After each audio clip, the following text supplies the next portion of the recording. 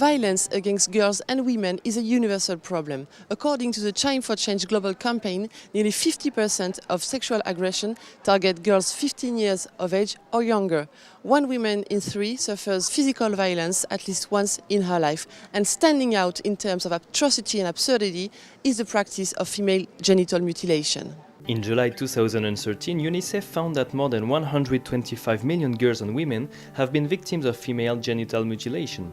Today, 29 countries in Africa and the Middle East are concerned, and 30 million girls are exposed to the risk of excision during the next decade.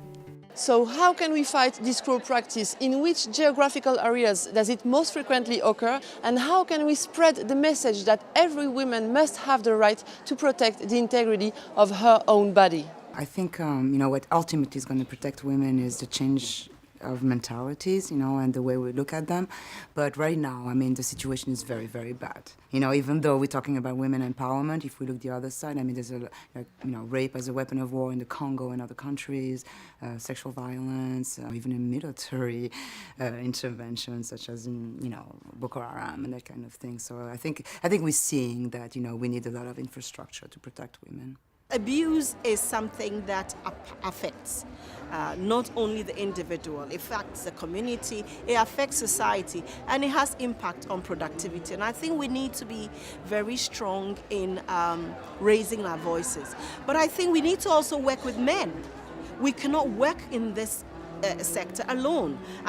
When we talk of sexual abuse, the perpetrators are almost always men. And without working with men, we really would not break the cycle. Violence against women is a problem for women in every single country in the world. And countries in the African region are no different. We know the statistic, for example, of 1 in 3 women in the African region will experience violence, physical or sexual violence by an intimate partner. 1 in 10 women will experience sexual violence by a non-partner. That's out of conflict context. For a lot of girls, they're not only affected by sexual abuse, they're also affected by other forms of abuse, like domestic violence, as well as female genital mutilation. 3 million girls are at risk of going through female genital cutting a year, and that's just in 29 countries in Africa.